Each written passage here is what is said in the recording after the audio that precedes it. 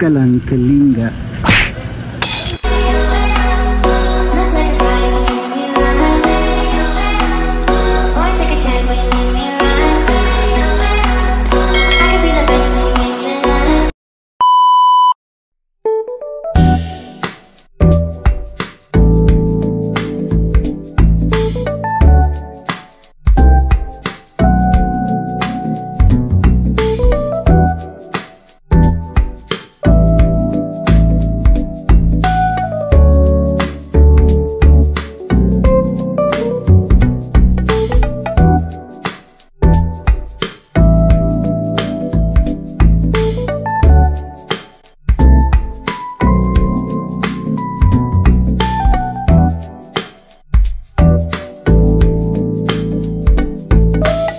Grabing kapal.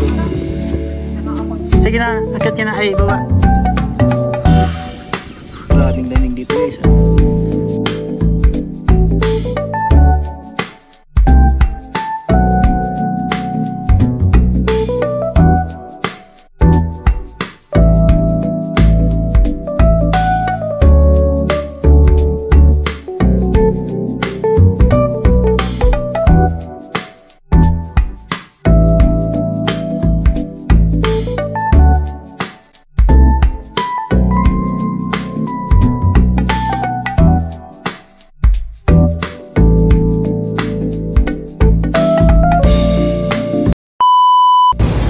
Good morning guys, so going na kami ng Buskalan Day 3. So part 2 ng aming Baguio tour. So andito na kami ngayon sa Mountain Province. So ito, sabi ng Waze 3 hours pa kami ang biyahe bago mapunta ng Buskalan.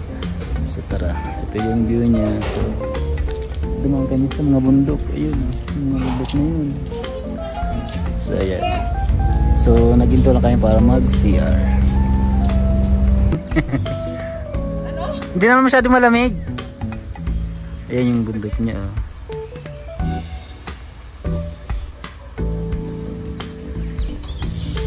Ganda.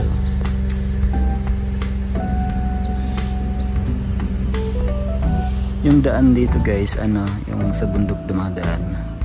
So umalis kami ng Baguio ng siguro 2:30 AM. So makakarating siguro kami ng mga 9 or 10 sa Buskalan.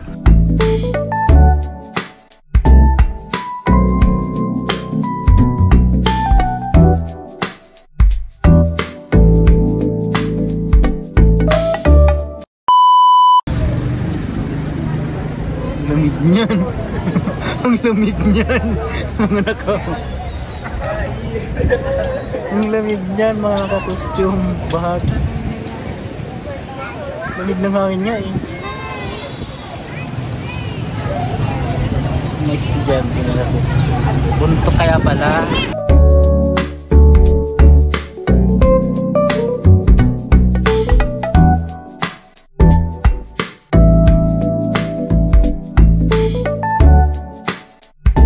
Grabe yung taas guys oh. Tapos walang harang yung daan. Nakakatakot. Doon, galing kayo sa baba. Form.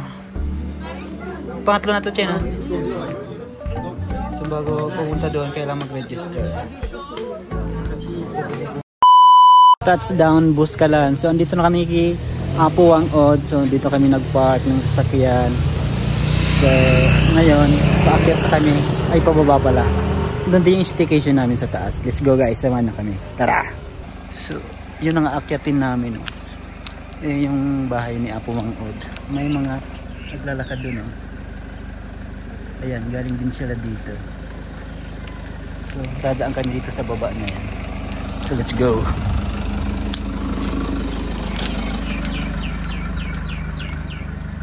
So hanggang dito lang yung sasakyan kasi di na pwedeng iakyat kasi wala nang kalsada dun guys. Tama namin, nauna na sa amin kami mga nahuli. So ang layo from Baguio hanggang papunta rito 6 hours yung biyahe. Tapos dadaanan mo bundok, sagada. So yun. So ang haba ng daanan, tapos ang tataas ng bundok, yung parang yung hininga mo nasa kalahati na lang Kasi sobrang taas talaga yung bangin, as in. So ipapakita ko sa inyo dito sa pagbaba. Whew, grabe. Let's go, pababa na tayo.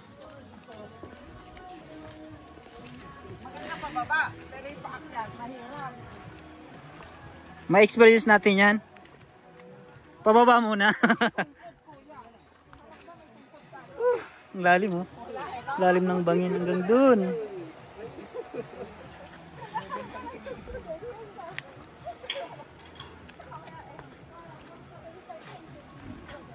Ano nga pangalan ng tour?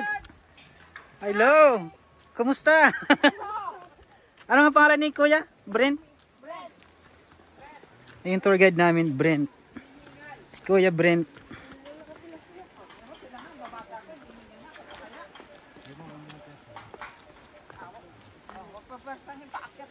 Che, kung gusto mong pumayat dito, araw-araw kang tumakbo pataas.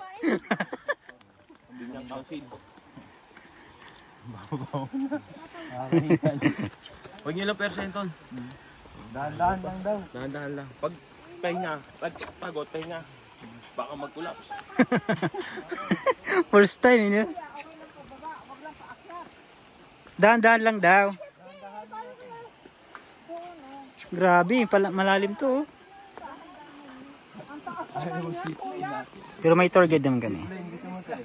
Balik tayo. Che, gusto mo bang ano na lang? Ibato ka na lang sa kabila para hindi ka mahirapan. Ibato ka na lang sa kabila para hindi ka mahirapan. Magpapatato na yata. Baka.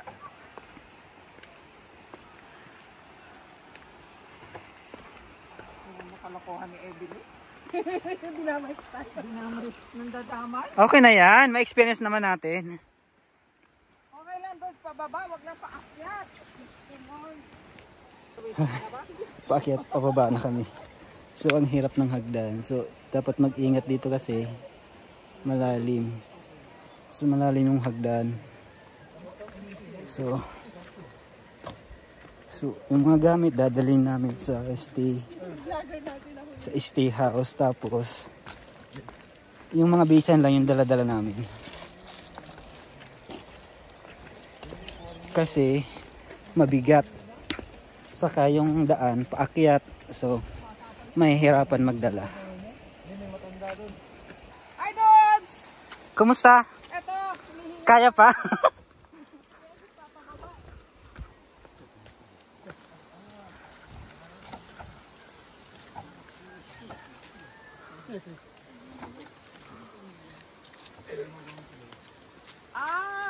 ang tagal naman dyan, tuloy na yan. Para isa, para tawiran. Ano yan, 10 million yung budget? Mahal naman. Eh, syempre, mga ano mo naman dyan. Mataas eh. So, gagawan daw ng tulay dito, guys. Oh, ito yung budget para dyan. 10M. Sana all may 10M.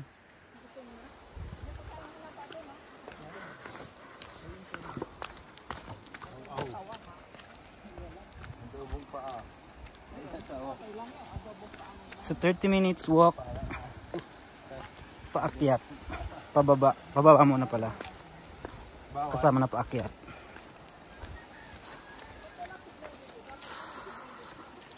May wifi doon? May wifi? O may bayad? Wala na signal. Wala na signal. Oo, hindi. Reduce din. Walang signal. Wala pa nag-i-invest dito eh. Wala pa nag-i-invest na mga ano, provider. Ay.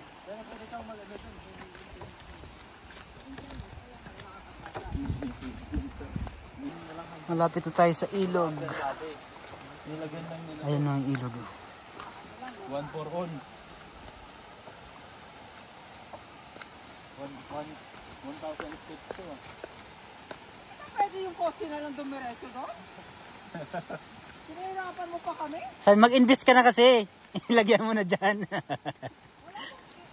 Dapat diniretso na natin yung kotse doon. Papalik ko si Joseph doon na kami nalalaki. May tulay na pala. Hindi ko kailangan ng rito. So maganda na rin yung daan.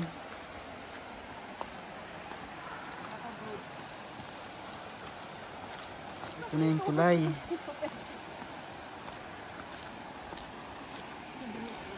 Tapos yung ilog.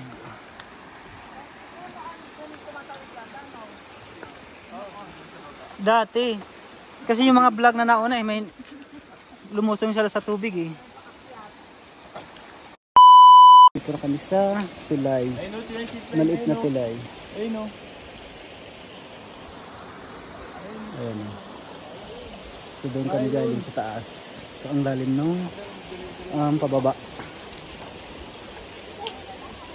Oh gosh. Sumakay sila dyan. Ayan tulay. Doon kami galing. Doon kami galing sa taas. Tapos dito kami pababa. Titinan nyo gari ang taas oh. So dito kami sa baba. Ay ako. It's time na, paakyat na. So handa mo yung mga puso nyo.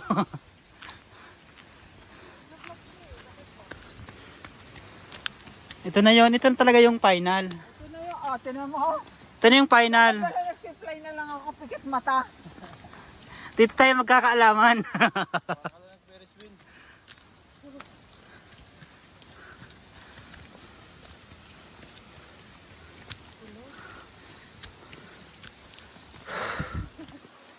Ito pala naakyat pa ng dali lang. Ang tarik.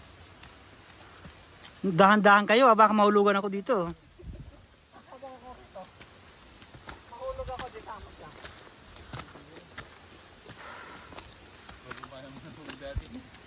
Kasi yung pababa, 15 minutes na. Pabalik. Walang kapitan. Wala. Sa taas, sa taas. Hindi kaya. Meron sa taas. Sa taas. Yung kapitan na may rin.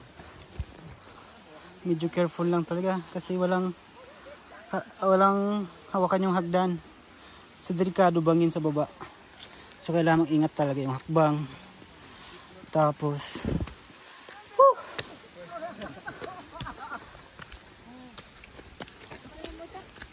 Sanay na rito, inihingal pa rin. Tatagal ako ng jacket, init. Oo, ngayon gini. siguro tapos na, pababa na sila eh. Yun yung mga tapos na, pababa na. Hindi sila nag-ano. Hindi nag-overnight. Sabi ko sana kung umikot yung kotse. Di ba pwede ikot? Yun yung mga sakyan ng mga tourist sa kabila. Paano siya napunta dyan? Pagod. Baho dyan na tayo. Ano, dati wala pa. Taas. Kinukuha yung material. Kasi tinutulak ako ngayon kumakapit na din.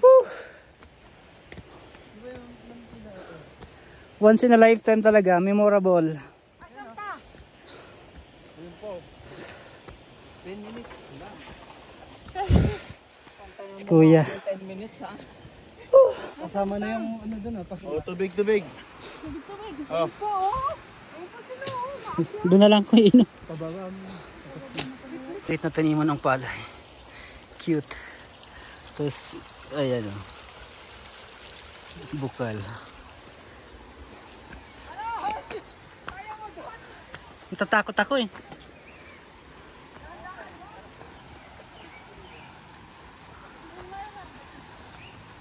Baka bigla akong pulutin sa baba.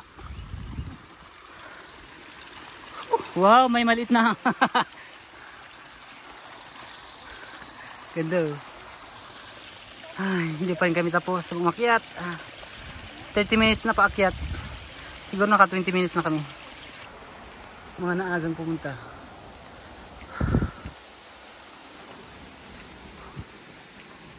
Dito may harang na oh. Dapat lang. Kasi nakakatakot talaga. Dapat talaga may lahat, no? Kasi yung mga mahina yung tuhod, bug. Ah, nagpaparinig ka. Ay, hindi ikaw yun. Bahala ka kung mali na tuhod mo.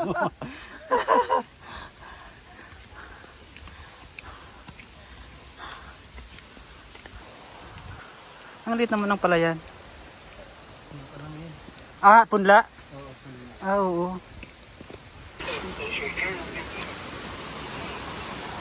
Ah, malakas na yung tubig, oh. Bukal lang yan, dudes. Lakas, oh.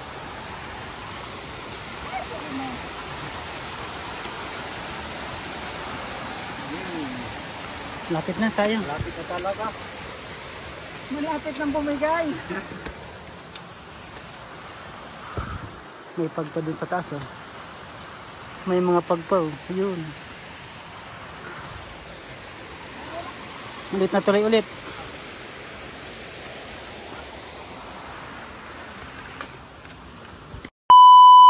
Malapit na po kayo. Konting na lang po. Ay. Malapit na sa kanto, kanan. Pauwi na sila oh.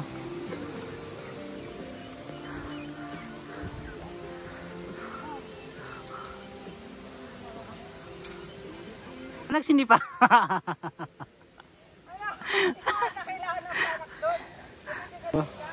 Yung mga galing dito sa taas, sa baba na sila. Sa baba pa lang. Grabe. Irrigation na maliit. Cute. Ang linaw ng tubig pati oh. Linaw ng tubig oh. Nag-i-enjoy ang mag-vlog pero hinihingal na. Tapos yun sa kabila yung pinanggalingan namin oh. Ayun. Tapos doon may bahay pa sa taas. Tapos ko yun oh, may bahay pa. Paano kaya paakyat doon? Grabe.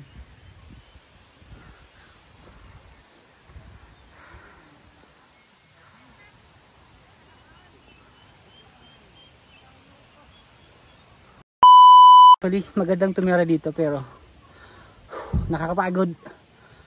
Kasi nga ang taas. Ang taas ng hagdan. Tapos masarap yung environment saka malamig. Yun nga lang. Kailangan matibay ang puso mo sa akyatan kasi nga naku, manghihina yung tuhod mo dito kung araw-araw. Tapos hindi ka pa sanay. Kala ko magpapahinga tayo. Ayun yung munting taniman nila. Maliit lang. Taniman ng palay.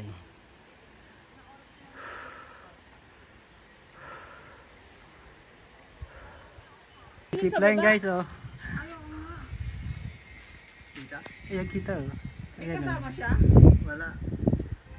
Wala. 300 goya yung zipline no? 200. At 200 per head. Naman, dinagdagan mo Per agad. head ba? Wala sa kasama? Okay na yan sa akin kasi naman umakyat ng napakataas. Oo nga. Ito mo, ayun, 5 minutes lang talaga yun. Wala pa. Sana pala nag-zipline na lang ako. Ayun na siya oh. Putik na yan. Mas mabilis. Pinagpawisan ako ng malamig sa hagdanan. Kaya nga eh.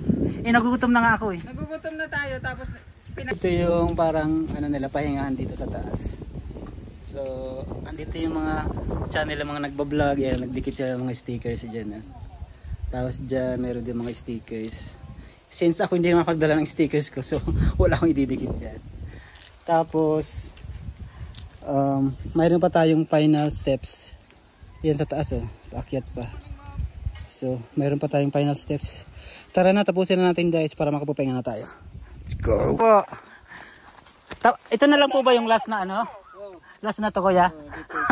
Ang taas! Grabe! Final step na daw to, sabi ni kuya.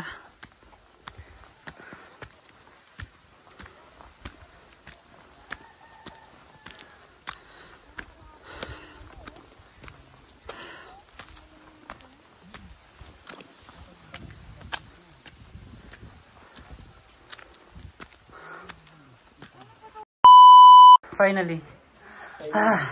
Pinahirapan mo kami. O ano, kumusta? Kaya pa ba? Tumitibig pa yung mga puso. May kasalanan ba tayo? Wala naman pinira sa Behind closed doors, I'm a fool for your love.